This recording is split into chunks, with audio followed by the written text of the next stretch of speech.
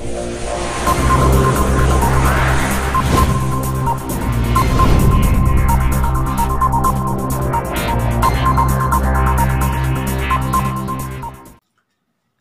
दोस्तों, आपके अपने YouTube channel all in one study 2020 में आप सभी लोगों का स्वागत है।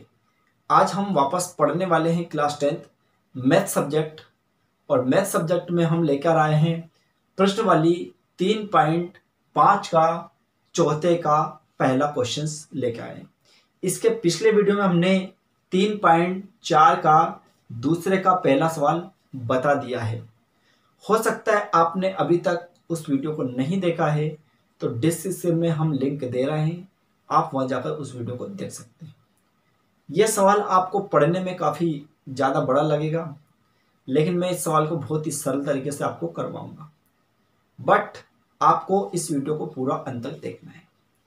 यदि आप इस वीडियो को पूरा अंत तक देखेंगे तो मैं गारंटी दे रहा हूं कि आप इस सवाल को बहुत सरल तरीके से सीख जाएंगे।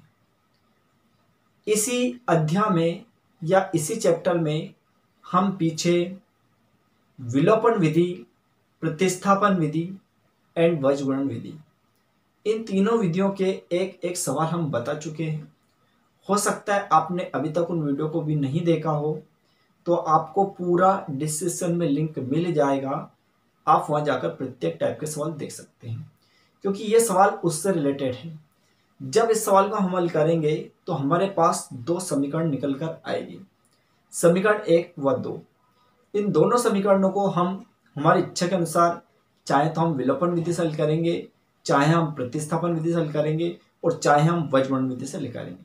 तो कहीं ना कहीं इस सवाल में आपको उन तीन विधियों में से एक विधि की आवश्यकता पड़ेगी। तो इसलिए आप सबसे पहले प्रतिस्थापन या विलोपन या वज्रगुणन, तीनों में से कोई सी भी एक विधि को आपको पता होना चाहिए। ठीक है, तो हम आपको डिस्क्रिप्शन में लिंक देंगे, आप वहां जाकर देख सकते हैं। तो चलिएगा, आज का हमारा जो सवाल है उसको हम हल करने का प्रयास करते हैं कैसे करें। सबसे पहले हम इस सवाल को पढ़ते हैं। सवाल क्या कह रहा है, तो देखिए सवाल क्या कह रहा है कि एक छात्रावास के मासिक व्यय का एक भाग नियत है तथा शेष भाग इस पर निर्भर करता है कि छात्रों ने कितने दिन भोजन लिया। जब एक विद्यार्थी ए को, जो 20 दिन का भोजन करता है, रुपए 1000 छात्रावास व्यय के लिए अदा करने पड़ते हैं, जबकि एक विद्यार्थी बी को 26 दिन भोजन करता है, छात्रावास के व्यय के लिए 1180 रुपये करने पड़ते हैं, 1180 रुपये अदा करने पड़ते हैं। तो नियत व्यय और प्रतिदिन के भोजन का मूल्य ज्ञात कीजिए। ठीक, तो आपको हो सकता है सवाल पढ़ने में काफ़ी अजीब सा लगा हो सकता है डेफिनेशन जो मैंने आपको बताई, ये जो सवाल में हमारे पास जो इबारत है, हो सकता है वो आपको पता नहीं चली, पर कोई प्रॉब्लम नहीं, लेकिन मैं आपको बहुत ही सरल तरीके से इसको बताऊंगा। तो हमें क्या करना है, इस टाइप के जो भी सवाल हमारे पास आते हैं, सबसे पहले आपको आखिरी में देखना है एंड में क्या कह रहा है। तो एंड में इस सवाल में देखिए क्या पूछ रहा है हमसे, नियत व्यय और प्रतिदिन के भोजन का मूल्य, दो चीज आपको ज्ञात करना है। नियत व्यय का मतलब होता है निश्चित व्यय, और प्रतिदिन भोजन का मूल्य होता है रोजाना। जैसे कि एक एग्जांपल मैं आपको बताता हूं कि जैसे कि मान लिया है आपको कहीं बाहर टूर पर जाना है, तो आप क्या करेंगे, किसी गाड़ी वाले से बात करेंगे, 4 व्हीलर कोई सी भी हो, तो वो आपको दो तरह से मूल्य बताता है। या तो आप डायरेक्ट वो ठेके में बोलेगा कि भैया हम 10,000, 5,000, 8,000 इस टाइप से लेंगे, या फिर आपको वो किलोमीटर के हिसाब से बताता है। तो किलोमीटर के हिसाब से इस टाइप से बताता है कि कम से कम एक दिन अगर गाड़ी चलती है तो मिनिमम उसको एक दिन के 1,000 रुपये मिलना चाहिए, और उसके अलावा पर किलोमीटर के हिसाब से वो आपसे पैसे लेता है। तो हो सकता है पर किलोमीटर के हिसाब से वो 10 रुपये पर किलोमीटर ले, या 11 ले, या 12 या 15, जो भी उसकी है। तो जो 1000 था उसका नियत मूल्य है, यानी एक दिन अगर वो गाड़ी चलाता है तो मिनिमम उसको पर्सनल तौर पे 1000 रुपये बचना चाहिए। तो ये उसका नियत मूल्य हुआ 1000। अब इसके बाद जितना किलोमीटर आपकी गाड़ी चलती है उस हिसाब से आपको पैसे अदा करना पड़ेगा। सेम वही कंडीशन यहाँ पर है। तो एक छात्रावास में दो विद्यार्थी रहते हैं, कोई विद्यार्थी ए है और कोई विद्यार्थी बी है। तो विद्यार्थी ए जो है वो उस छात्रावास में 20 दिन भोजन करता है और उसको 1,000 रुपये देना पड़ता है, 1,000 रुपये वो पे करता है। जबकि एक विद्यार्थी और है जो बी विद्यार्थी है और वो 26 दिन भोजन करता है और उसको 1180 रुपये देना पड़ता है। तो अब हमारा इसमें ये बताना है कि नियत व्यय का क्या है इसमें और प्रतिदिन का खर्च क्या है, प्रतिदिन के लिए क्या मूल्य है। तो नियत व्यय से मतलब ये होता है कि जिस दो विद्यार्थी है तो चाहे वो एक दिन भोजन करे या 2 दिन करे या 10 दिन करे 15 दिन, यानी उनका नियत व्यय कि हमें 500 रुपये 400 रुपये 600 रुपये लेना है, चाहे आप भोजन करें या ना करें। उसके अलावा आप एक दिन भोजन करते हैं तो हम लेंगे आपसे 40 रुपये या 50 रुपये या 60 रुपये 20 रुपये 10 रुपये जो भी है। 2 दिन करेंगे तो ऐसा, 3 दिन करेंगे तो ऐसा, यानी इस टाइप से पर डे का भी एक अलग अलग व्यय होता है। तो इस टाइप से आपको ज्ञात करनी है, तो कोई प्रॉब्लम नहीं। हम देखते हैं सबसे पहले नियत व्यय की बात करते हैं। तो हम यहाँ पर नियत जो व्यय है या नियत मूल्य है हम इसको x मान लेते हैं और जो प्रतिदिन का भोजन का मूल्य है इसको हम y मान लेते हैं। तो इस टाइप से हम यहाँ पर हल करने का प्रयास करते हैं। यहाँ पर लिखते हैं सबसे पहले हल, ठीक है, क्या लिखते हैं हम हल, और यहाँ पर लिखनी है माना कि, क्या लिखोगे आप, माना कि, इस टाइप से लिख देंगे। अब माना कि में क्या लिखना है, नियत व्यय, तो अपन लिख देंगे माना कि नियत व्यय, नियत व्यय या नियत खर्च या नियत मूल्य कुछ भी लिख सकते हैं आप। तो नियत व्यय बराबर अपन लिखते हैं रुपए x, ठीक है, चाहे तो इसी के आगे लिख दें या नीचे लिखे। अब क्या लिखना, प्रतिदिन के भोजन का मूल्य, तो अपन यहां पर लिख देंगे प्रतिदिन के भोजन का मूल्य, तो बराबर यहां पर लिखेंगे रुपए भाई। यानी 2 चीजें आपको लिख देना है। अगर ये दोनों लिख दिया तो आपका सवाल आराम से आ जाएगा, कोई प्रॉब्लम नहीं। देखिए एक बार नियत व्यय, तो हम लिखते हैं नियत व्यय x रुपए, ठीक, और प्रतिदिन भोजन का मूल्य, तो प्रतिदिन भोजन का मूल्य y रुपए। अब इसके बाद लिखते हैं हम प्रश्नानुसार, क्या लिखते हैं हम, प्रश्नानुसार, यानी अब प्रश्न हमारा क्या कहता है उसके आधार पे हम चलेंगे।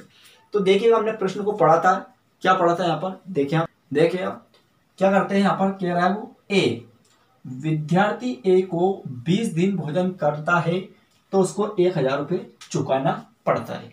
तो मैं आपको थोड़ा समझा दूं एक बार और कि जैसे कि मान लो ये आपका नियत व्यय हो गया और ये आपका प्रतिदिन का खर्च हो गया और आपको चुकाना है 1,000 रुपये। क्या चुकाना है आपको, 1,000। ध्यान देना ये नियत व्यय है और ये आपका प्रतिदिन का भोजन का खर्च है या मूल्य, और आपको 1,000 रुपये देना है। तो सबसे पहले नियत व्यय को हमने x माना है और प्रतिदिन के भाई को, मतलब प्रतिदिन के खर्चों को हमने y माना है, और टोटल हमें कितने रुपए चुकाना पड़ रहा है, 1,000 रुपये। ये 1,000 रुपये लिखे हैं, ठीक। अब नियत व्यय तो आपका फिक्स है जो भी है, अभी मूल्य नहीं है तो हमने क्या माना, x माना। लेकिन प्रतिदिन का यहाँ पर बताता है 20 दिन, तो हम क्या लिखते हैं यहाँ पर 20 दिन यानी 20, यहाँ पर भाई लिख देंगे। यानी इस टाइप से हमारी समीकरण क्या बन जाती है, x निकल कर आएगा प्लस 20 भाई बराबर 1,000। तो जिस प्रकार मैंने आपको यह समझाया है वो कि वही चीज आपको यहाँ पर लिखना है, पर कैसे देखिएगा क्या करना है हमें। सबसे पहले आप लिखना है यहीं से विद्यार्थी ए के लिए, यानी हम सिर्फ किसकी बात करेंगे, विद्यार्थी ए की बात करेंगे, राइट। अब विद्यार्थी ए के लिए तो देखिएगा विद्यार्थी ए 20 दिन भोजन करता है, तो यहां पर लिखते हैं सबसे पहले x, ये तो है हमारा नियत व्यय। अब कितने दिन की बात कर रहा है, 20, तो यहाँ पर दिन लिखेंगे हम 20 यानी 20 वाई बराबर कितने पैसे खर्च कर रहा है वो 1,000, तो ये 1,000, और हम यहाँ पर समीकरण इसको 1 बना देंगे, ठीक, क्लियर। तो इस टाइप से हमारा ये समीकरण 1 कंप्लीट हो गया। इसके बाद हम लिखते हैं पुनः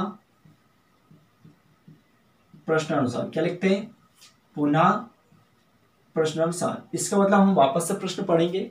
अब वापस जब हम प्रश्न पढ़ेंगे क्या कह रहा है देखिएगा। अब विद्यार्थी बी की बात करें, किसकी बात करें, बी। पहले विद्यार्थी ए की बात करी तो हमने क्या लिखा था, विद्यार्थी ए के लिए। अब इसी प्रकार यहां पर लिख देंगे विद्यार्थी बी के लिए, ठीक। अब विद्यार्थी बी के लिए तो सेम देखिएगा, एक्स तो हमारा नियत व्यय हो गया, राइट, प्लस कितने दिन की बात कर रहा है वो, 26 दिन, तो 26 दिन हम क्या लिखेंगे, 26 वाई बराबर कितने पैसे अदा करने की बात कर रहा है वो, यहाँ पर देखिएगा 1180, तो हम यहाँ पर लिख देंगे 1180 रुपये, और ये हमारा समीकरण 2 है। ठीक, तो इस टाइप से हमारा समीकरण 1 और समीकरण 2 प्राप्त हो जाता है। अब हम क्या करेंगे, समीकरण 1 और 2 जब हमें प्राप्त हो जाती है, इसके बाद अगर आप चाहें तो इसे विलोपन विधि से हल करें, यदि आप चाहें तो इसे प्रतिस्थापन विधि से हल करें, और यदि अगर आप चाहें तो वज्रगुणन विधि से हल करें। यह आपकी समस्या ही, आपकी प्रॉब्लम। लेकिन मैंने आपसे बोला था स्टार्टिंग में, आपको तीनों में से कोई सी भी एक विधि को आना अति आवश्यक है, क्योंकि तीनों में से जब एक विधि आपको याद होगी तो आप इस सवाल को आराम से हल कर देंगे। बट मैं इस सवाल को विलोपन विधि से हल करता हूं, क्योंकि मैंने हर सवाल को विलोपन विधि से बताया, क्योंकि मेरे अनुसार विलोपन विधि सबसे सरल और कम समय में होने वाली विधि है। ठीक है, तो हम देखते हैं जब विलोपन विधि हल करते हैं, सबसे पहले देखते हैं समीकरण 1 और 2 बराबर है क्या। तो कैसे देखते हैं, समीकरण 1 के जस्ट आगे यहाँ पर क्या लिखा है, x मतलब चर, और उसके आगे कोई अचर नहीं है।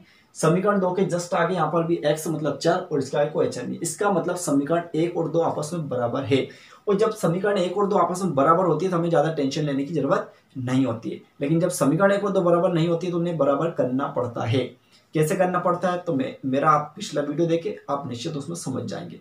तो यहाँ पर समीकरण 1 2 बराबर था, हम डायरेक्टली कैसे लिख करते हैं, यहाँ पर देखिए, हम यहाँ पर लिखते हैं समीकरण 1 व 2 को विलोपन विधि, क्या लिखेंगे, समीकरण 1 व 2 को विलोपन विधि से हल करने पर, इस तरह से आप लाइन लिखेंगे। क्या लिखेंगे आप, कि समीकरण 1 व 2 को विलोपन विधि से हल करने पर। अब समीकरण 1 देखिएगा, उसको उतार देते हैं कि x प्लस 20y बराबर 1000 यानी 1000। इसी के जस्ट नीचे समीकरण 2 उतार देंगे। समीकरण 1 2 क्या है हमारे पास, x है प्लस 26y है बराबर में 1180, जो भी आपका दे रहेगा इसको लिखना है। इसका जस्ट नीचे आपको इसको लाइन खींचना है। अब आपको यहाँ पर क्या लिखना है, घटाने पर। क्या लिखेंगे हम, घटाने पर। आपको पता होना चाहिए घटाने पर क्यों लिखते हैं। जब हम चिन्ह परिवर्तित करते हैं तो घटाने पर लिखा जाता है। मैंने पिछले वीडियो में काफी अच्छे समझाया आपको, तो आप वहां देखें, ठीक है ना। तो प्लस माइनस माइनस माइनस, तो ये हमारा कैंसिल हो जाता है। अब इसके बाद देखिएगा 20y प्लस के और 26y माइनस के, दोनों को हम घटा देंगे तो माइनस के 6y हमारे बच जाएंगे। इसी प्रकार यहाँ पर क्या घटाएंगे, अब बहुत सारे बच्चे 10वीं क्लास में पढ़ते हैं लेकिन उनको पता नहीं होता इनको कैसे घटाया जाता है। तो मैं आपको इसको सरल तरीका बता दूं, हमेशा जब संख्या आती है तो उसको पैसे में माने, रुपए में माने। जैसे कि मान लो अगर मैं आपसे बोलता हूँ कि 20 रुपए में से 10 रुपए घटाइए, आप तुरंत आंसर देंगे 10। लेकिन अगर मैं बोलता हूँ 50 में से 20 घटाइए, तो हो सकता है बहुत सारे कंफ्यूज हो जाए। तो इसी प्रकार आप इसको रुपए में देखें, मतलब रुपए की नजर से देखें कि ये हमारे पास 1000 रुपए है और नीचे हमारे पास 1180 रुपए। तो अब मुझे बताइए 1180 रुपए में जब हम 1000 रुपए माइनस कर देंगे, क्या बचेंगे, 180 रुपए बचेंगे। तो इससे बहुत सरल तरीके से आप कर पाएंगे। तो यहाँ पर आप क्या करेंगे, घटाएंगे तो हम क्या बचेगा, 180 रुपए बचेंगे। अगला आता है y बराबर, हम लिखते हैं माइनस के 180 और बटन यहाँ पर लिख देंगे माइनस के 6। माइनस से माइनस कैंसिल करेंगे, 6 से कर देंगे 6 3 18 0। इसका मतलब ये हो जाता है y बराबर हमारे पास 30 आ जाते हैं। ये हमारे पास y की वैल्यू निकल कर आ गई है। अब ये y की वैल्यू हमारे पास आ चुकी है, तभी हमें x का मान भी प्राप्त करना है। तो इसके आगे हम क्या करते हैं, y का मान उठाकर हम चाहे समीकरण 1 में रखें चाहे 2 में, हमारी इच्छा के ऊपर डिपेंड करता है। लेकिन मैंने आपको समझाया था जो समीकरण सरल छोटी लगे उसी में आपको मान रखना है। तो y का मान हम 1 में 2 में किसी में, लेकिन एक सरल है मेरे ख्याल से, तो आप y का मान समीकरण 1 में रखें। तो आपको एक लाइन लिखना है, तो मैं इधर कर दूं, हो सकता है आपको इधर दिखाई नहीं दे। तो हम यहाँ पर एक लाइन लिखेंगे, y का मान क्या लिखोगे आप, y का मान समीकरण 1 में रखने पर, क्या लिखेंगे, 1 में रखने पर। अब 1 क्या है, समीकरण 1, तो समीकरण 1 उतार, समीकरण 1 ही है हमारा। तो क्या है, x प्लस 20y बराबर 1000 यानी 1000। ठीक, अब आपको हमने जहां पर भी y दिखे उसके स्थान पर आपको 30 लिख देना है। देखिएगा ये x लिखा प्लस ये 20 इंटू वाई, ये कितना लिखना, 30 बराबर आपको ये 1000 रुपये से लिख देना। फिर इसके बाद क्या करना है, x प्लस इंटू करें 3 दून 6 और लास्ट में 2 0 बराबर यहाँ पर 1000। बहुत सारे स्टूडेंट क्या करते, 30 और 20 को एक साइड लिखते फिर इंटू करते, तो नहीं, आपको यहाँ क्या करना था, 2 में इंटू 3 का, तो 2 इंटू 3 या 2 तिया 6 और 1 और 1 ये दो जीरो ऐसे लिख देंगे। अब इसी प्रकार x की वैल्यू प्राप्त करना, x बराबर यहाँ पर हो जाएगा आपका 1000, ये प्लस के इधर गया तो माइनस के, ठीक है। तो x बराबर इस प्रकार हमारे प्राप्त हो जाते 400 यानी 400 हमारा पास x का मान आ जाता है। अब x y का मान आ चुका है, लेकिन हमें बताना क्या था, तो हमने यहाँ माना था नियत व्यय। तो नियत व्यय को हमने क्या माना था, x और प्रतिदिन का भोजन का मूल्य माना था y। तो इसी प्रकार हम यहाँ पर लिख देंगे अतः, जो हमें ज्ञात करना उसको लिखेंगे। तो नियत व्यय क्या लिखेंगे यहाँ, अतः नियत व्यय, और नियत व्यय को हमने माना था x बराबर, तो x बराबर क्या मान प्राप्त हुआ 400, तो आप लिखे ₹400, ठीक।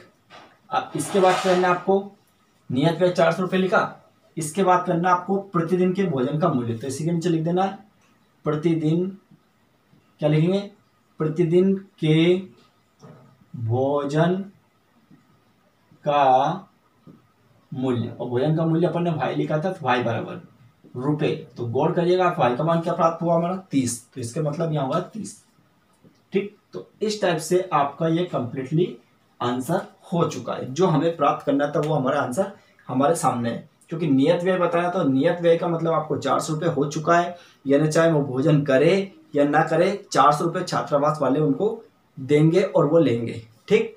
और उसके बाद प्रतिदिन भोजन का मूल्य, यानी प्रतिदिन एक दिन अगर भोजन करते तो उन्हें 30 रुपये देना पड़ता है, ठीक। अब ये हमारा आंसर कंप्लीट तरीके से आ चुका है। लेकिन इस सवाल में सबसे खास बात जो मैं आपको हर सवाल में बताता हूं, क्या आप पता है इस सवाल को जो किया सवाल सही है, ये जो आंसर आया बिल्कुल सही है? नहीं, आपके मन में डाउट, कंफ्यूज, एग्जाम हॉल में हमारे पास कोई उत्तर माला नहीं होती और हम हमेशा कंफ्यूज में बने रहते हैं क्या मैंने सवाल सही किया। तो मैं उत्तर की जांच करना सिखाता हूँ, हर सवाल मैंने आपको बताया था। तो बस थोड़ा सा और टाइम निकाल कर देखना है उत्तर की जांच कैसे की जाती है, क्या हमारा आंसर सही है गलत है। हो सकता है आपको और कोई 10th क्लास में आप और भी ऑनलाइन पढ़ते होंगे, लेकिन हो सकता है इस टाइप से कोई टीचर आपको नहीं बताएगा जिस टाइप से मैं बताने का प्रयास कर रहा हूँ। यानी आपका करेक्टली किस तरीके से आंसर बिल्कुल सही है वो तरीका मैं आपको बता रहा हूँ। तो देखिएगा क्या करते हैं हम कि नियत व्यय और हमारे पास जब प्रतिदिन का भोजन का खर्च आ जाता है तो हम कैसे पता करेंगे हमारा सही गलत है। देखिए क्वेश्चन के आधार पर चलते, क्वेश्चन क्या कहता है, तो क्वेश्चन ने बोला था कि जब एक विद्यार्थी ए को 20 दिन का भोजन करता है तो उसे 1000 रुपये देना पड़ता है, ठीक। तो हमारे पास कोई एक ए विद्यार्थी था, चाहे तो आप एक इधर लिख दे बी इधर लिख दे, इसका मतलब ये ए विद्यार्थी की बात करेंगे, इधर बी विद्यार्थी की बात करेंगे। अब ए विद्यार्थी क्या करता है कि जब एक विद्यार्थी ए को 20 दिन का भोजन करता है तो उसे 400 रुपये 1000 रुपये देना पड़ता है। तो 20 दिन का भोजन करता है तो देखिएगा नियत व्यय, सबसे पहले नियत व्यय 400 रुपये तो उसको देना ही पड़ेगा, तो 400 रुपये इधर भी चाहे तो हम 400 इधर लिख सकते हैं। इसका मतलब ये है कि ए विद्यार्थी उसको भी 400 देना पड़ेगा, बी विद्यार्थी उसको भी 400 देना पड़ेगा, चाहे भाई वो भोजन करता है या नहीं करता। ये तो नियत व्यय होगा दोनों का।